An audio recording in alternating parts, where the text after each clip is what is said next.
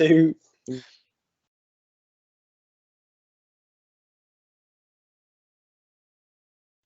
Hello everyone and welcome to our final critical conversations of the academic semester. It's great to have you all here and an interesting week to be holding a conversation on this sort of topic, it being the second week of COP26. So one of our panelists is actually joining us from a hotel room on the way to COP, so it's very exciting. My name's Ailey and I'm the Assistant Learning and Access Curator with the museums, and I'm going to be chairing this panel discussion tonight, which is all about staying positive when talking about climate change. Critical Conversations brings together staff, students and experts to speak together in dialogue about the critical issues that museums face. So that's what we're going to do tonight, speak all about staying positive when discussing climate change, because it's not always the easiest thing to do. So let's have a good old conflab about that this evening. So what I'm going to do first is just give you a little bit of housekeeping. If you click the 3 dots on your screen at the top, you can turn on automatic captioning if you need that, and also you can find the Q&A chat, which allows you to ask the panel any questions that you might have. If and when they come to you, do feel free to post them in the chat and I'll make sure that the panelists get the chance to answer them. So without further ado, I'm going to pass over to each member of the panel to introduce themselves and to tell us a little bit about their work and what their interest is in this topic, and then we'll get into the meat of the discussion. So first, can we go to Bhavya, please? Hello. Hi, so I'm Bhavya and I am the Environment Officer for the Students' Union. I sit on the Students' Representative Council, and my role within the union is to represent students on matters of sustainability and really understand what areas of sustainability we need to improve within the union and the universities that we kind of campaign for environmental action in a sort of bottom-up perspective. Thanks so much, Bhavya. And maybe moving on to Louise next, who's another representative from the university tonight. Hi, Ailey. Thanks for inviting me along tonight. So I am Louise Reid. I'm a senior lecturer, member of academic staff in the School of Geography and Sustainable Development. I've been here for about 10 years now, and throughout that time I've been quite heavily involved in the delivery of our Sustainable Development degree programme, both undergraduate and masters. I sit on the university's environmental sustainability board, so I'm one of the board members, and I co-chair with one of my colleagues, Lindsay Wilson, the operational adaptation working group. And in that group, what we've been trying to do is to figure out how we can best kind of strategically direct the university's operational strategies to try and ensure that we meet our sustainability goals. In addition to that, I do research. So my PhD and my kind of, I suppose, my research history has all been trying to understand sustainable behaviours, mostly in the context of home and that kind of domestic space. So why do people act the way that they do? What are the kind of environmental and sustainability consequences of that? What positive actions do they try to take and why? And so I've looked at that from energy perspectives, looking at renewables and microgeneration and energy efficiency, and more recently thinking about digital health and those types of interventions and thinking about the sustainability implications of those. Amazing, thanks so much, Louise. And Steve. Hi there, my name is Steve Slack and I'm not from the University of St Andrews, but I've been working with the team at the Wardlaw Museum for most of this year because we've been preparing an exhibition called Dive In, which we might talk about in a bit. I'm an interpretation consultant in museums and heritage sites, so I move between museums, helping them craft their message to their audiences, and keeping audiences at the heart of what they do. And that's what I do for a living. And I have really enjoyed working with the museum because it's been a chance to work on something of an experimental project, and it's been sort of opened my eyes in terms of how a museum might go about making an exhibition around, yes, ocean science, but also climate change. Thanks so much, Steve. I think that is a perfect segue into talking about the reason that we're having this discussion tonight, which is our dive-in exhibition at the Wardlaw Museum, which is open until the 30th of January 2022.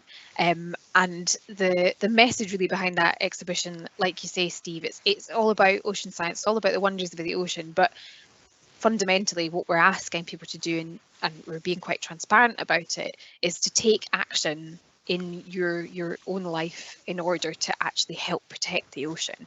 And I think, like you say, it's definitely been an experiment for us as a team.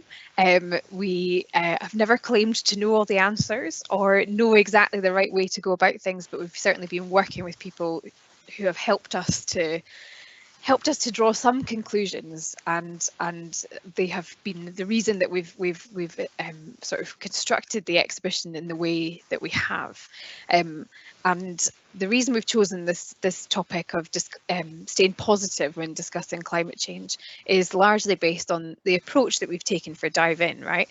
So I wonder, Steve, whether you might be able to tell our listeners sort of how we came to the conclusion that we were going to stay positive in Dive In, and then we can maybe reflect on that.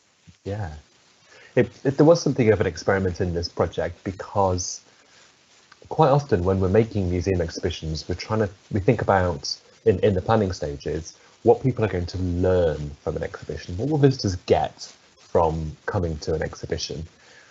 Will they learn some new knowledge or understanding, something that goes into their brain? It's a museum, right? It's a place to learn something.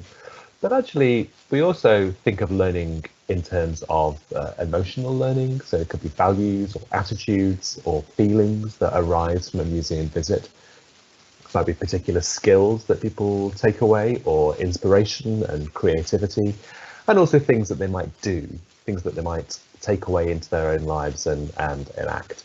And often when we're planning museum exhibitions, we write that "what will people do" bit at the very end, at the bottom of the list.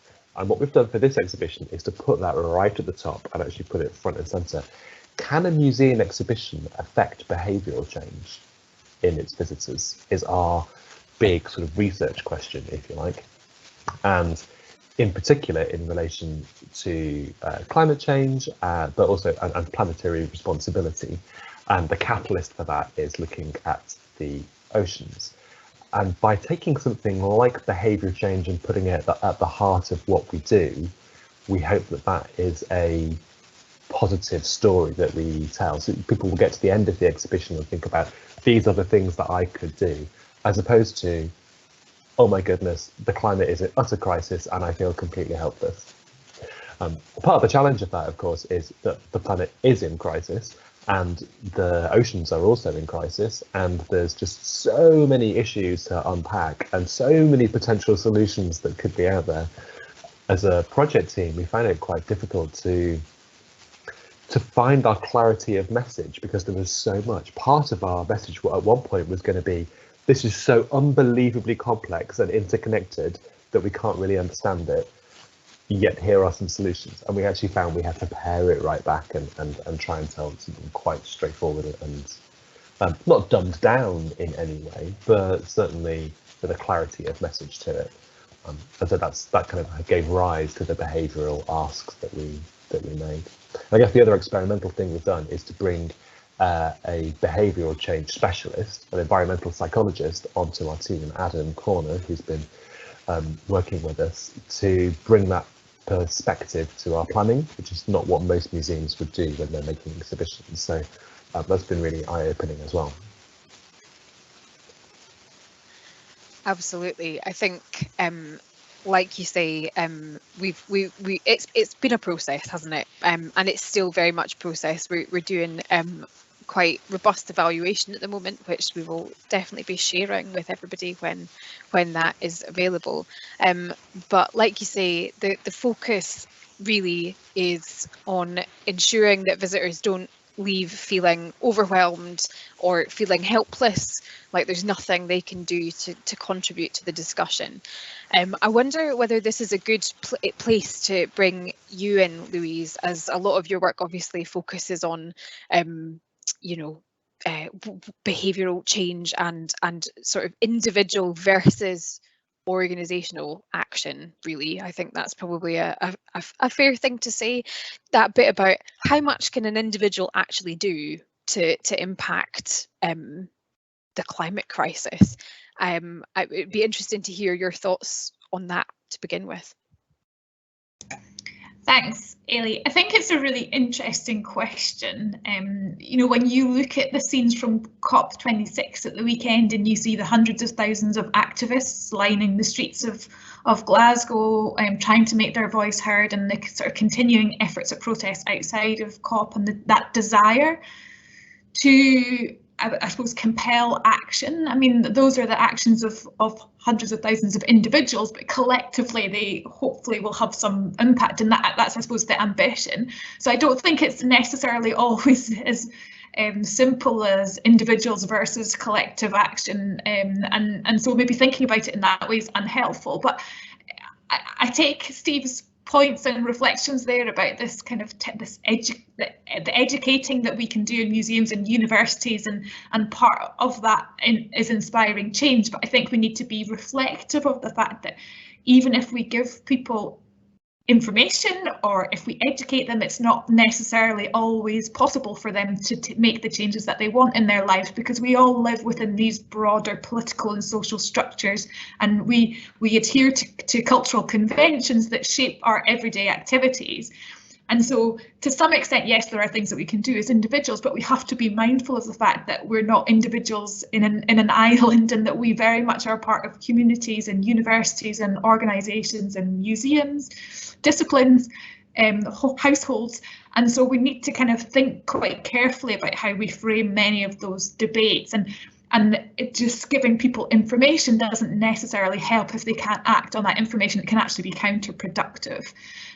So I think there is a lot that we can take from what's happening in Glasgow at the moment. Some of those and some of those involve alumni of ours. So some of my former students have been leading the marches on these, and some of my current students have been going and really trying to make their voices heard and to generate action and I suppose draw attention to some of the fundamental importance of these issues.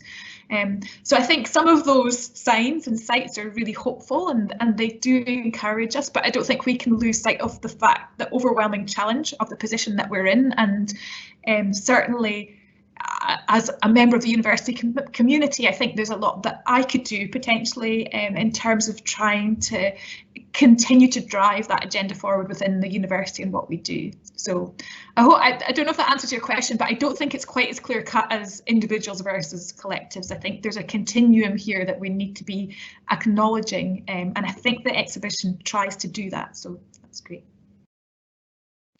Yeah, I think you're absolutely right, Louise. Nothing's ever sort of black and white, clear cut, is it? I think that the idea of us reflecting on not only ourselves and our individual position, what we can do, but as part of different communities is really important. And I think, Bhavya, this is probably a great point to bring you into the discussion, in that you're sort of leading the way for student activists to get involved. And I think one of my reflections, just, you know, as someone who's been sort of keeping an eye on what's going on at COP the last couple of weeks, you know, in my mind, the biggest news story to come out of COP are these amazing marches that are happening in Glasgow, and it really shows the power of community action. So it'd be great to hear from you, Bhavya, about what St Andrews students are getting up to. Yeah, so I can start off with my subcommittee, and the vision for the subcommittee this year is really to focus on environmental justice, which has unfortunately not been talked about within the Students' Union much. Before, there have been separate, we need to focus on separate social justice issues and then separate environmental issues, but it's never been made clear by the Environment Subcommittee that we need to focus on it in a combined manner, and that we've started doing that from last year. And we're really setting the target to focus on environmental justice this year, to make sure that we lay that foundation that everything is interconnected and you can't go for climate action if you're not going to fight for social justice. Those two are not mutually exclusive. So that's something that we're trying to really set in stone this time. And I suppose another thing that we're working on as subcommittees is to really try to understand and promote acceptance and inclusion within the environmental movement. Oftentimes, environmental movements can be quite exclusionary for different groups of people. And what we're really trying to do is, no matter who you are, we have some actions that you can take. And we would love for you to get involved with these. And if it's possible for you, we would love for you to come and join us. And I can give an example of that is the protests and activism. We've organized, along with Transition and other community organizations in St. Andrews, the Line in the Sand protest again this year, continued from the past 2 years. And along with that, we've had really good participation for that event, for that protest. And then we've also made more accessible forms of protest or activism, I would say, with one of our subcommittee members coming up with this idea called canary craftivism, where you embroider and make crafts of canaries to send to politicians and ask them to take a call of action. So that we're really trying to make sustainability, environmental practices and activism inclusive. Yeah, so that's what we're doing. I think that's fantastic. It's just that bit about being mindful that there are different ways for people to get involved in a movement, and also sort of building those communities and making people feel as though they're not alone in this, because I think that's probably one of the most scary and overwhelming things about this discussion, is feeling like you are an island, you're isolated, and there's almost nothing you can do on your own. And I think the idea that you're creating those communities is really, really fantastic. I wonder whether you might mention, just speaking about the student population, the eco-anxiety survey, because I think that's such an interesting point to be made when we're speaking about positivity, because it really gives us some insight as to what you're up against when staying positive discussing climate change. So the eco-anxiety survey was started by Marcelina, by 4 sustainability reps of different schools. So Marcelina, Heather, Emily, and Zena of different schools, and led by the environment team sustainability coordinator Hannah from last year. And they created this survey to send out to, and they had about 360 responses, if I'm not wrong. And they found that a lot of people across a wide range of demographics in St. Andrews did experience eco-anxiety, were unsure of the future, and faced a lot of, guilt, sadness, and anxiety related to the fact that our planet is in crisis now. And they've been working really hard on trying to push, to really see to make sure that the results of this survey are heard by university members, and to see some actual action happen on behalf of the university to support just to support, give better resources to address eco-anxiety and to really start taking it seriously. And that, so I think coming back to that community perspective, it's really, and what Louise said about grassroots action and the protests, and that being what I've heard from lots of activists over the past few days, is it's the things that are outside COP26 that's making real change, and not the people who are sitting inside COP26 in the blue zone and the restricted access, who are making decisions but are not making good decisions, as the ones who are protesting, as the ones who are sitting, who are at the front lines of climate change and fighting for it. And this is real sense of community that comes along there, trying to find people, because governments are not going to be protecting you, and you kind of realize that. And then therefore you form this community of people who you're going to fight with, and you support each other on that way, and try to build resilience within that local community, and within that town that you're living in, and slowly it spreads to a global movement. Yeah. Absolutely. I think that point about resilience is just so important. This understanding the enormity of what you're up against really makes it clear that we need to have this focus on people's well-being, people's mental health when engaging with these topics. I think that has definitely been at the fore, and I think what you touched on there, Bhavya, is that idea of, you know, climate change is not caused equally, it's not felt equally, and there's this sort of ethical issue around climate justice and social justice in on these topics, in that, you know, how we have thought about this as an exhibition team, haven't we? How can you give people sort of behavioural asks or asks of people when no one's experience of climate change is the same, and like we say, no one has caused it equally either. Steve, I wonder whether you might bring in here the personas that we have spoken about in our exhibition, to just sort of build on that discussion. Yeah, certainly, because they come from the kind of issues we've just been discussing now, that no one person has the same perspective on this subject as anybody else, partially because of our own individual positions. Our own intersectionality makes our specific view on all sorts of topics completely individual to us. Climate change is one of those, and that presents us with a challenge when trying to make a museum exhibition, a physical space where things are pretty much locked in place for a few months. How do we create an exhibition that has different ways in for different people? Do we just ask everybody to do the same thing? Well, we might be going for quite a low-hanging fruit there.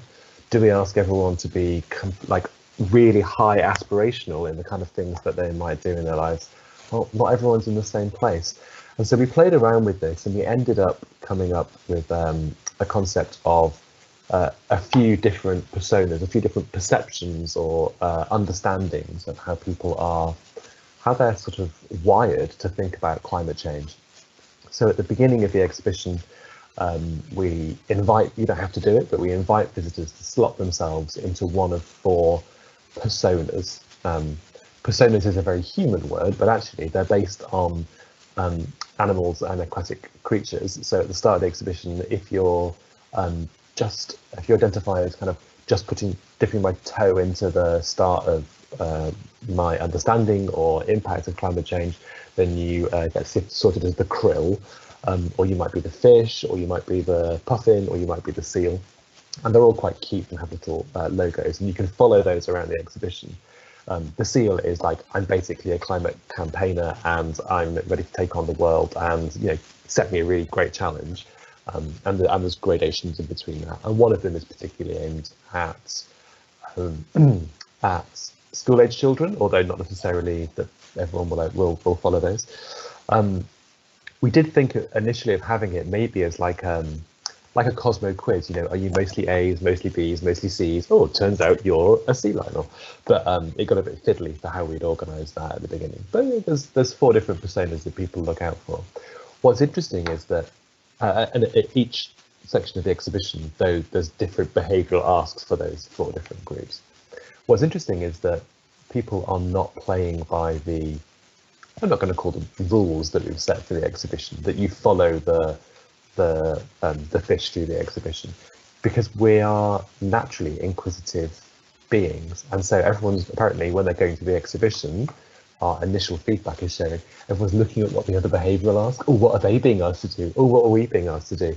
And by the time you get to the end of the exhibition, you can pick up a leaflet or take a digital resource away with you that sums up all of those asks. And what we're going to be doing in the future is trying to evaluate, trying to measure whether people have been following up on those, but also some much more broader stuff than just, did you think about waiting longer to recycle to get your phone upgrade? You know, more important things than that that we know feed that. We can perhaps talk a bit more about that, sort of the behavioural psychology of that a bit, if you like. But yeah, very mindful, not just to give people, here is the one ask you must do, take it away. There's different ways into the subject and potentially different ways out at the end.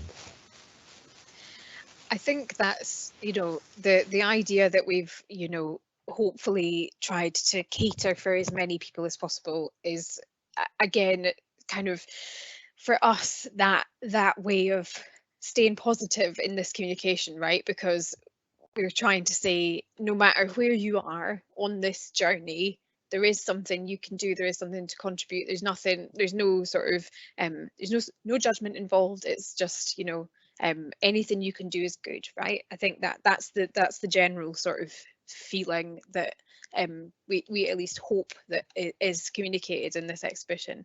And I think another thing that could be an early indicator that things are positive, like you say, Steve, from the evaluation, people are curious about other people's asks, but there's also a lot of people who seem to be selecting the more climate engaged personas as well, which is I think a good thing. Fingers crossed, that's a good sign. Louise, I think it would be really interesting to hear from you a bit about, because you've been involved in the university for a long period of time, and you've been involved in those sort of in that sort of structural decision making kind of side of things. It would be interesting to hear from you about, you know, whether this is the case that people are sort of getting more engaged, you know, over the last little while in climate conversations, and I guess whether you think that this is you know, a positive and good thing. Would be interesting. Yeah, so I think it was really fascinating listening to Steve there, because it took me back to some work that I did looking at audience segmentation, which is when you identify groups of people and you try and understand their motivations and you group them according to certain characteristics that you might think they share.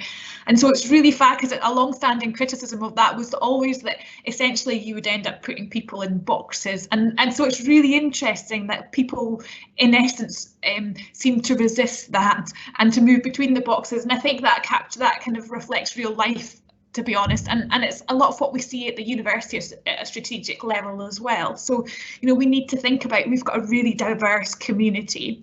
So as an organisation, how do we ensure that we take everybody with us on this journey? We don't really refute that we need to go on this journey. The question is really, and the challenge is, how do we do it, and how do we take people with us?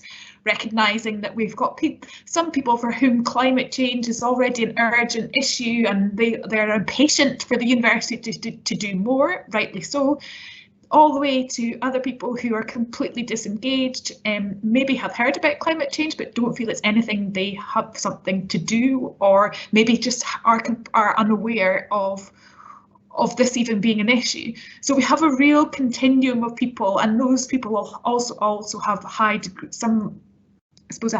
diversity of autonomy, as we might say. So some people have a lot of control over their own lives and their roles that they fulfill at work or in study, and can exert that control and choose what they want to be and be quite effective in what they do. And we have other people in roles where they don't have so much autonomy and have to follow perhaps policies and procedures that we put in place. So we have a huge array of diversity in terms of who we're trying to take with us on this journey.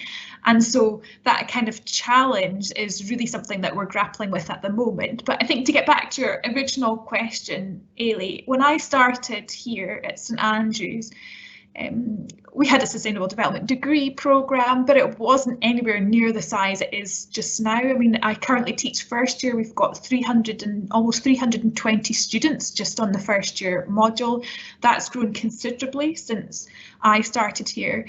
I took the personal commitment not to fly, and I haven't flown since 2014. I have travelled internationally by other means, by ferry and train, and at that time, when I kind of made that moral choice, I suppose, I felt a bit weird. You know, amongst my peers, not many other people were doing that, but increasingly I'm having conversations with colleagues, with students that are kind of reflecting on the same thing, and for them it's a different issue. It might not be flying, but the conversations all come back to this thing: what can I do how can we change things? What can I do in my lectures, or what can I do to help encourage the university to do more?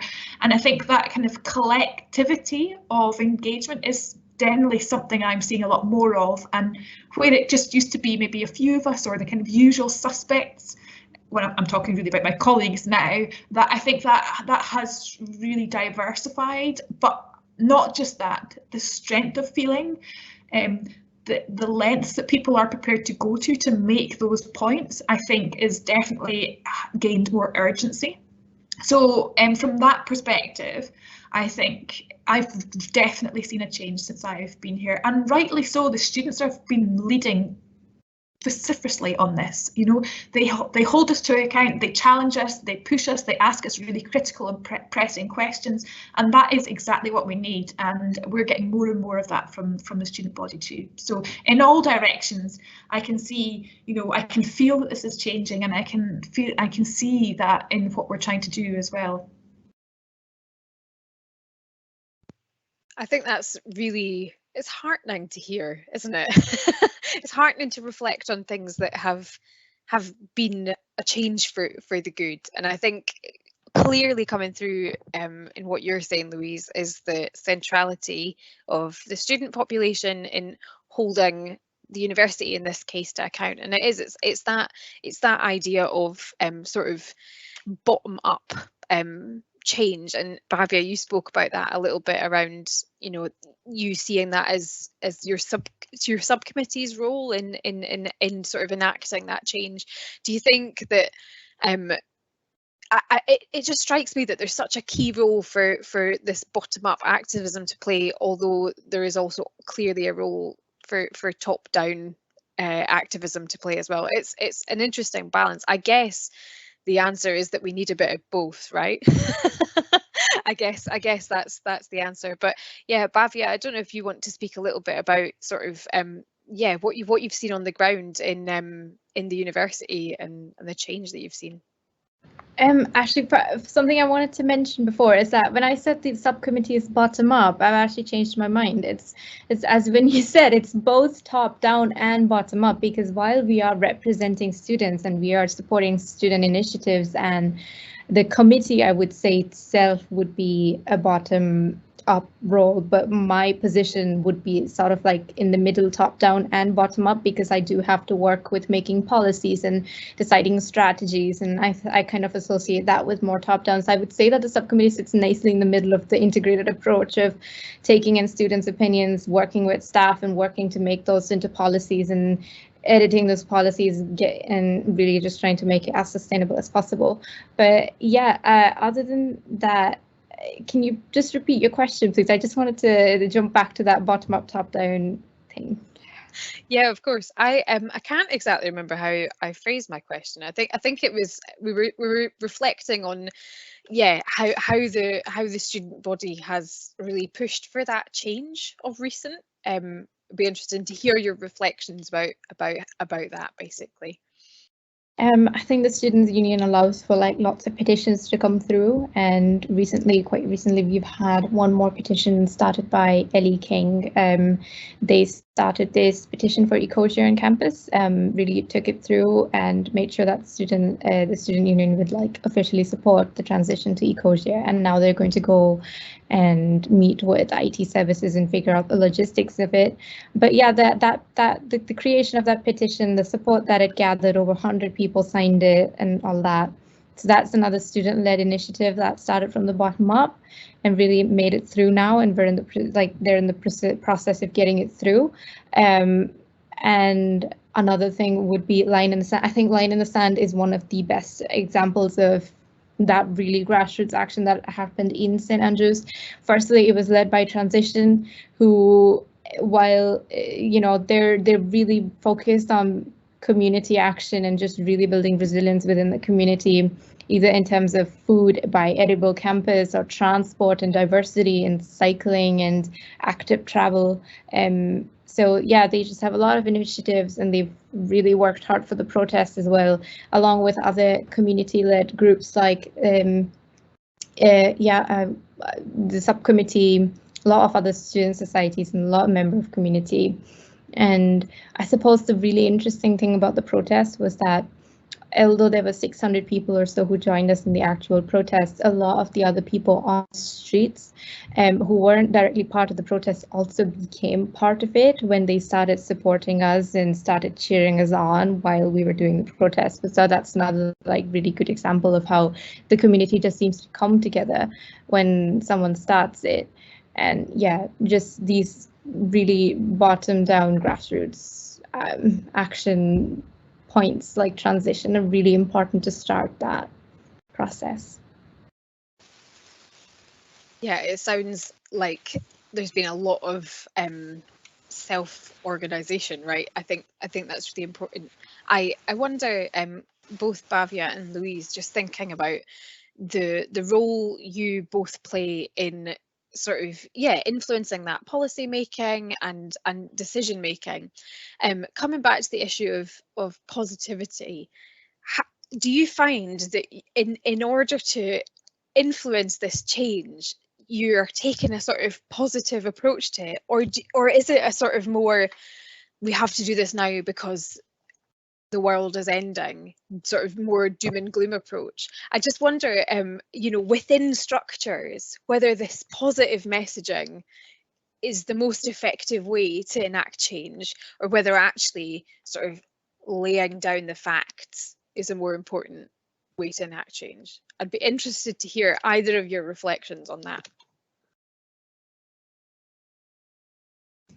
Are you coming to me? Do you want me to answer that first, or go for it, Louise, if you're feeling confident? I think both have a role to play, to be totally honest. I think my previous comment was to say that actually recognising the diversity means you also need diverse ways to engage people. And I think that the facts and understanding the science and communicating that well is really important. Equally, I think how you frame that is essential. So there are many different ways that you can frame that, and you would frame that for different people in different ways according to what you think motivates them. I think the hopefulness narrative and the framing of hope is powerful, and it can influence people and it can motivate change and action, but not always. So I don't think there's a clear-cut answer here. I think a multitude of different types of approach will prevail, but I think for me the hope comes in working and collaborating with other people, and that kind of communal effort and collegiality with students and with colleagues across professional services and academic schools. I think together all of those things is what's hopeful, is the fact that across the board we can see engagement, and that's hopeful and inspiring. But I don't think we necessarily delude ourselves. We do need to be cognizant of the science and the evidence base and the necessity for action. But there are certainly hopeful ways that we can share and support each other in that journey. So all is not lost, but I still think we need to be quite honest and transparent about what evidence is useful, what evidence we're using, how that's informing our decision making, and why. Absolutely. I think that's a really good point, actually, Louise, is, again, it's not, the science is the doom and gloom bit, and then it's all about framing. And I think the way that you spoke there about, having a multiplicity of different ways to speak to different people really speaks to what we do in museums, right? I think this is probably a good point to bring you back to the discussion here, Steve, around how if a museum is going to tackle a topic like this, and we are acknowledging that although positivity is a good framing mechanism for these topics so that people aren't overwhelmed, it doesn't impact on their well-being. How do we go about communicating so many different ideas and different ways and effective ways of communication to so many different people? How do we do that in museums? Yeah, well, one of the ways we do it actually is just riffing off what Louise was saying, is we use segmentation. So museums often have a segment of most arts organisations will have a segmentation of their audiences. quite often they're around motivation, and that's motivation to visit and what they might get out of going to a museum. So we can understand a fair bit about what's going on in broad terms, in broad groups, people's perceptions and understandings. What was really interesting working on this project with someone who's a great deal closer to environmental campaigns in the past is that they have exactly the same things within environmental communication. There are segmentations of groups. And so we had a fun time getting all the museum ones out and playing with those segmentations and getting the environmental psychology ones out. And in the end, sort of creating our own hybrid one for a museum that was trying to work on this subject. And that was quite a learning process for us. And that helped us to frame our message of the exhibition and our behavioural change thinking, which took some museum interpretation theory and took some environmental psychology and behavioural change theory and came up with our own sort of model, which is around telling a uniquely positive story, whilst based in science and understanding of science, but that had to be rooted in the social norms of visitors. It couldn't be framed around some offshore molecular science that was happening in a far distant place that wasn't relevant to us and our lives. It had to be based within that, which when you're talking about the ocean is very easy to get drawn into those sorts of themes and ideas because there's so much going on in this huge, vast ocean. Because we wanted to tell a positive story and that one that was based in our understanding, we were looking at how to group the exhibition, how to organise it. We could have done it thematically, you know, take a number of challenges and present solutions to them. That was a little bit simplistic. We thought for a while of doing it geographically, you know, print a map of Scotland on the floor and work your way around some of the issues of the coastline. We were playing around with, there's a few nice tools online that have all the issues of the ocean on like a little online tool. Start at the surface and you work your way down through to the very deep ocean where there's no light and those little fish with huge eyes live, and it's all quite far away from us. And we were playing with a few of those as part of our creative exploration of the subject, and realised that they leave you as a viewer at the bottom of the ocean in this quite dark, hostile environment, and that by the time you get there, you've sort of forgotten all the things that you learned on the way down. So whilst playing with that idea, what we ended up doing was reversing that out. So the exhibition starts at the very bottom of the deep ocean. It's black, and the bright white objects are sort of floating in space. And there are behavioural asks made of visitors about the deep ocean, and then progressively you go to the exhibition about the middle zones and the shallow zones and the coast and the land. The idea being that as you go through the exhibition, the narrative gets closer and closer to our experiences, to our place here on land, and that the stories that we're asking people to engage with, of all the hundreds of ones that we had in these massive diagrams of all the things we could have chosen, the ones we did choose are ones that get closer and closer to our human experience, so that by the end of the exhibition, you feel like this story about the ocean that started with something very far away, very deep down in an alien, far-off place, has come very much closer to us and to our understanding. Whether that works or not, we don't know, but this is where we landed, of all the different ways we could have done it. But yeah, getting closer and closer to us and our understanding. I guess I'm interested to find out if that's a technique that other people use as well, to root our understanding of something that's so much bigger than us in experiences that we have within us. Yeah, absolutely. And I think, that bit about as you sort of journey through the ocean from the deepest, darkest part, furthest away part to the land, there also, I feel like, we have a music video in the interpretation in the land section, and when you leave, it's all very bright and it's all very light and it's all very hopeful. I feel when you leave and you hear that music leaving the exhibition, it sort of, the idea is to sort of give everyone a boost as they leave, and right, there's work to be done, but we can do it. I think that's the kind of the message that we want Of people course, to go away from. visitors will be visitors, and so some people will go round it the wrong way. Yeah, the that is wrong way. But actually, again, if people want to break the rules and do things differently, then I'm really happy about that. Absolutely. Got to make it work for you, right? That's the Yeah, that's because the we're thing all about these individuals, right? We can't. There's no one way through this story. You've got to play with it a little bit. Absolutely. So we've come to the sort of nearly the end of our time together this evening.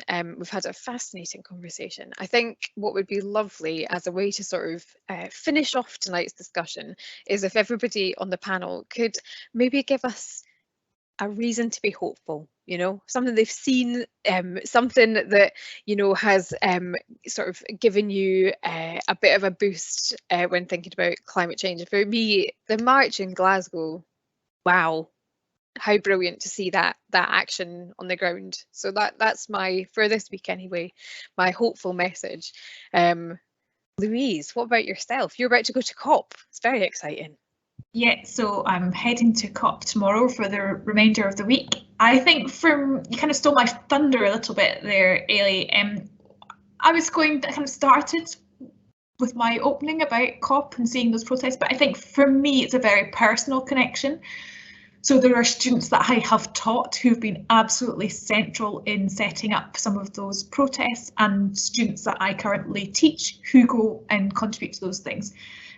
So for us as a university to be taking in students and educating them and encouraging them to think critically and to take those skills, those analytical skills, and apply them in the context of COP, to question what COP is trying to achieve, how it's achieving it, and to sort of corral others to also be thinking about what that impact might be. I think for me that's a really hopeful message that certainly been thinking about a lot over this week and last week, and yeah, it's really inspiring to see that.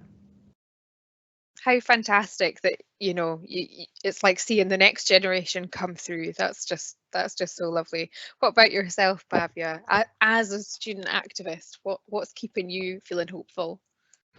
I would say personally, as being part of the subcommittee, right, for 2 years. Last year, out of 30 applications that were there for the subcommittee, one person talked about climate justice and environmental justice in their application. This year, when I did the interviews for my committee, 30 people again, everyone talked about environmental justice, and that was crucial to their application. So that made me feel extremely happy about, you know, maybe it's the same, and also the fact that most of the people who joined the committee were actually people who didn't have experience with environmentalism, who didn't really, you know, go in those sort of circles before, and they joined the committee, and that made me extremely happy this time. Absolutely. What a fantastic thing. And just that bit about the discussion being about, yeah, the human experience and the fact that social justice and climate change are so inextricably linked. That's really fantastic. What about yourself, Steve, as a final note? Well, I'm a museum and heritage interpretation consultant, so I'm a storyteller really, and a good story will always get me in. And I feel, yes, there's lots of science stories that have been told around climate change, and we need to keep on telling those stories.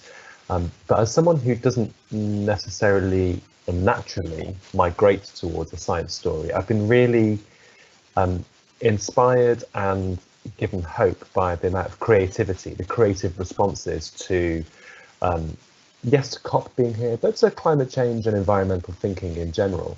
That it doesn't always necessarily need to be a scientist telling you what's so important, but a creative response showing you something quite beautiful, either about the human journey of dealing with climate change, or about the wonders of the natural world.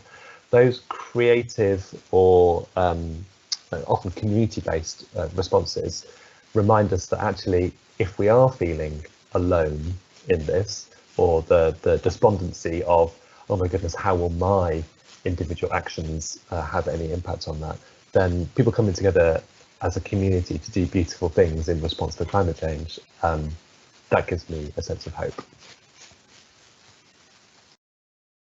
That's a lovely note to end on. So thank you so much, everyone, for taking part in this panel. It's been so fantastic to hear your perspective on all of these issues. It's just been wonderful, and I think it's given me a real boost after a week of all of the noise coming out of COP. It's lovely to know that there's so much action and yeah, so much move towards positive action. Is lovely. So thank you so much for joining us. We'll be back with Critical Conversations next semester. And in the meantime, Dive In is open at the Wardlaw Museum until the 30th of January 2022. So do pop along and have a look. And if you are feeling generous, take part in our evaluation and help us find out whether what we've done, whether it works. We'd love to know. So we'd love for you to take part. So I'll just say thank you again to our panelists and for everybody tuning in, and see you all later. Goodbye.